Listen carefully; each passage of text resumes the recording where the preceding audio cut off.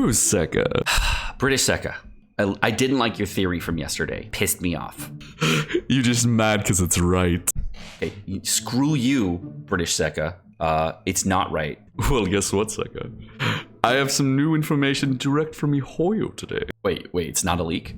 Yes, actually, it's not a leak, but it tells you what's going to happen in 1.5. Also, I've found out why we have event-based content and not permanent. Is it another theory?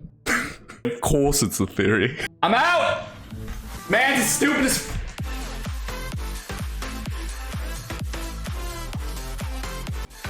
So, we were talking in chat just now about something interesting in Genshin Impact. And the thing we were talking about is new region areas like Inazuma. What the fuck? Fady, chill. I'm trying to do an intro. All right. And we were talking about why Genshin Impact does not like add new regions regularly and why we don't get like new things like Dragon Spine, the Chasm, and Inazuma really quickly. Besides the problems with game development and other things, there's actually something else that a lot of people have not considered about Genshin Impact and why we don't get new regions and why the game is very, very event based and why we don't have a lot of permanent features. So in Genshin Impact, if you're not aware, the first update we got was for 1.1, and we just got a new thing in Leeway that added a new storyline, that added a new Jade Temple Palace and everything like there, and there was a bunch of stuff. In 1.2, we got this entire area of the map that would probably already implemented into the map prior to the game's launch, and they were just fixing out the last little bits in order to make it done, and they just walled it off so you couldn't get there. They created Dragon Spine, inserted it here, and that's where we got 1.2, put it right there in the middle of the map. Very simple. You hold the quest blocks and everything.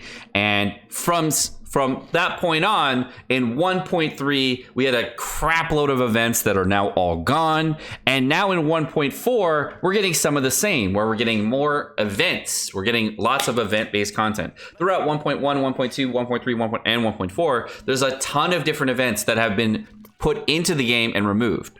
One of the major complaints of the game is that players do not get enough events, enough permanent content, and people want more things to do on the daily. But one of the things that I had not considered as a problem for Genshin Impact, and I had not even thought about as to why they don't go and create more permanent content, was that Genshin Impact is a fucking mobile game, and I totally forgot this. So the reason I forgot that this is so important is because of file size and download size for mobile players. I had no idea till today that Genshin Impact required such a large amount of download space for mobile players. And I think the game on launch, people were telling me it was like 9 gigabytes or something like that. And now it's up to over 16 gigabytes on 1.4 or something like that. Let chat will correct me if I'm wrong. And because that's the case, if you wanted to download more in the game, you can't because you're limited by the total size of the phone. So if you continuously put in event content, you can remove content and you'll have less data that will be put into the game. And at that point, you can still continuously, play the game on any device if you have enough data on that device. But if your phone is too small or whatever, and they up the size of the game to like say 64 gigs or whatever, no one on mobile will ever be able to play, and you can't add too many regions too quickly. So there's a huge issue for mobile players because you can't play the freaking game if you can't download it.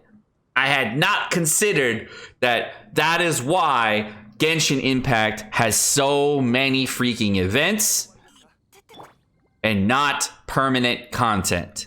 It is actually very interesting as a thought process.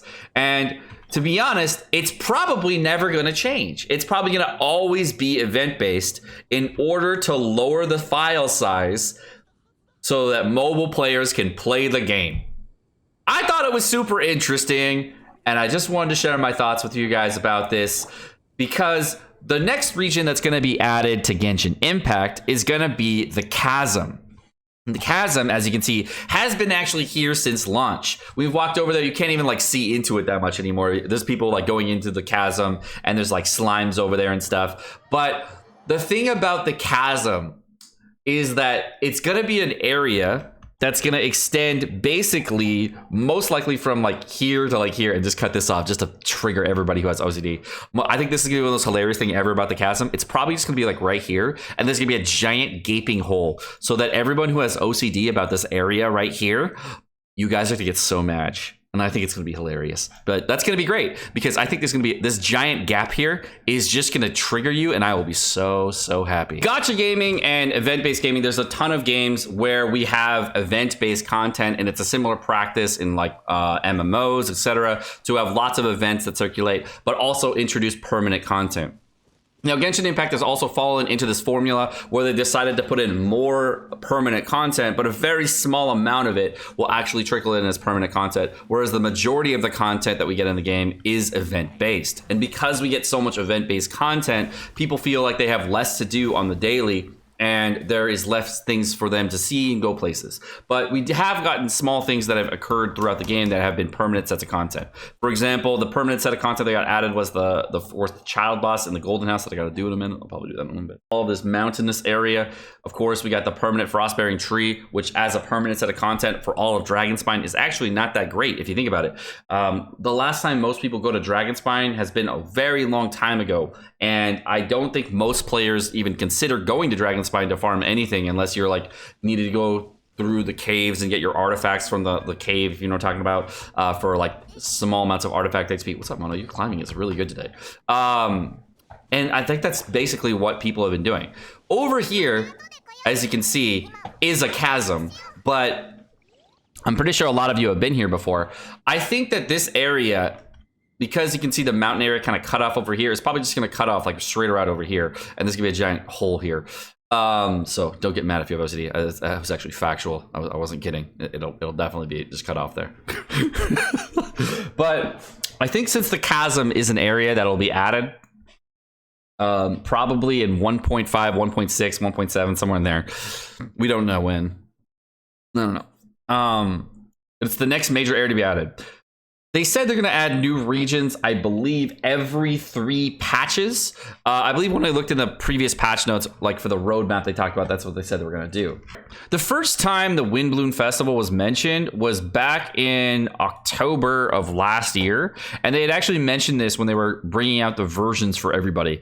They were talking about version 1.1, 1.2, and 1.3. And they were talking about when these were going to arrive. And 1.4, of course, was not even in the mix here. This is where they first told us that they were going to give us the 6-week schedule, etc. And during this time, we were making some inferences based upon when new regions would arrive to the game. 1.1 had the Unreconciled Stars event, and of course, Dragonspine had already been planned at that point, and 1.2. So you can see that new regions are planned many, many months in advance. And the Lantern Ride Festival, as well as the Mondstadt Windbloom Festival, had been planned very, very far in advance. Now, because they plan things so far in advance, what I want to talk about is why the chasm will probably happen either 1.5 or 1.6. Is because there's probably only going to be maybe about 3 or 4 more patches. I would say 3, maybe 4 more patches that are going to be happening prior to Inazuma, which is probably going to be the 2.0 patch.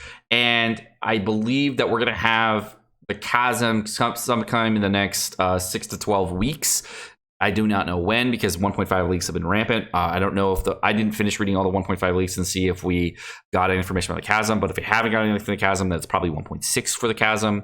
That would be my guess, because I don't think we're going to get the chasm and then the following patch after that get the Inazuma update. So most likely 1.5 or 1.6 we're going to get the chasm, and based on the time frame, that means that every 3 major patches that we get, it's going to be a huge new area. Oh, the last thing I wanted to mention here is the Moon Chase Festival in Liyue.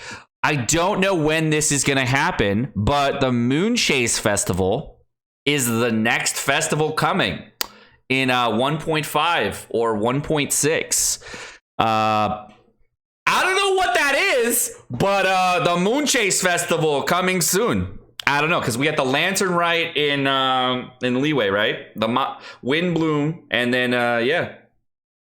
There's also the Harpa. It's gonna be another festival happening the month after that called the Harpastum, called the Ludai Harpastum. I don't know what it is, but 1.5 and 1.6 or something like that are gonna have these festivals, so that's cool. Okay, the Ludai Harpastum is an annual festival celebrated in Mondstadt. The festival spans 15 days and typically filled with games and music. And the festival is one of Mondstadt's longest in history. So that's the 1.5 thing. That might be in like Cleary run in 1.6 or something like that. So this is probably what's going to happen in 1.5 and 1.6 based upon like the theories we talked about today. So hope you enjoyed the factual information on 1.5, 1.6, event-based content, and everything else. My name's Sekapoko. Thank you so much for watching. Hope you guys enjoyed this video. Twitch chat has some very important information they want to leave behind to you guys.